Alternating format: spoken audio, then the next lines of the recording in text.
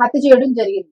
దీన్ని పోలీసులు అసలు ఆ అమ్మాయిని ఎవరైతే భార్య ఉన్నారో ఆమెని కట్టేశారు కాబట్టి తనని విచారించారు. అసలు ఏం జరిగిందమ్మా? ఏదైనా మీకు పాత కక్షలు ఉన్నాయా? దొంగలైన వాళ్ళు నిజంగానే అని ఈ క్వశ్చన్స్ అన్ని కూడా ఒకటి ఒకటి వేస్తూ వచ్చారు.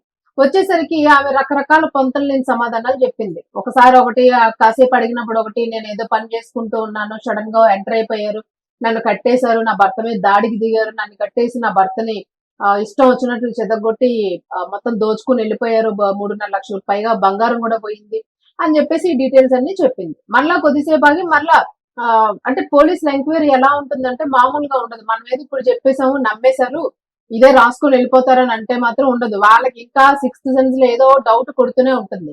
అలాంటి డౌట్ కొట్టిందంటే మాత్రం ఖచ్చితంగా ఆ కేసులో ఏదో ఒక కీలకమైన పాయింట్ ఉండిపోయింది అనేది మాత్రం ఖచ్చితంగా మళ్ళీ రీకన్స్ట్రక్షన్ లోనే తేలిపోతుంది అనమాట.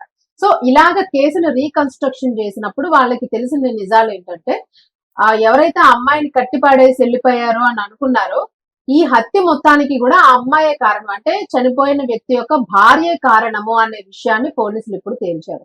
అయితే ఎందుకు భార్య కారణము అని అనుకుంటే ఆ 27 సంవత్సరాల యువతి ప్రియాంక పురోహిత్, అమ్మాయి పేరు 27 ఇయర్స్, అలాగే భర్త పేరు దేవకృష్ణ రోహిత్, ఆయనకి 29 ఇయర్స్ గా ఇక్కడ పోలీసులు ఇచ్చిన కథనం ప్రకారం తెలుస్తుంది. అయితే ఈ అబ్బాయి పురోహిత్ నల్లగా ఉంటాడంట, బాగా నలుపుగా ఉంటాడు. ఈ ప్రియాంకకి తగ్గ భర్త కాదు, ఈమె అందచందాలకి ఆ భర్త సూటబుల్ గా లేడు అని చెప్పేసి రోజు బాధపడుతూ ఉండేదంట ప్రియాంక. బాధపడుతూ ఆమె బాధపడమే కాకుండా భర్తను కూడా వేధిస్తూ ఉండేది. నువ్వు అత్యంత అసహ్యంగా ఉన్నావు, నువ్వు నాకు నచ్చలేదు, నల్లగా ఉన్నావు, నువ్వు దేనికి పనికిరావు, నాకు తగ్గ వ్యక్తివి కాదు నువ్వు అని చెప్పేసి అంటే పాపం దేవకృష్ణ అంటే ఆ అబ్బాయి ఏదో ఒక మానసికంగా ఒత్తిడి కలిగినప్పటికీ కూడా ఏవో రకరకాల క్రీములు వాడడం, ఏవో తన అందాన్ని పెంచుకోవడానికి ఆయన తన వరకు తాను ట్రై చేస్తూ ఉన్నాడు.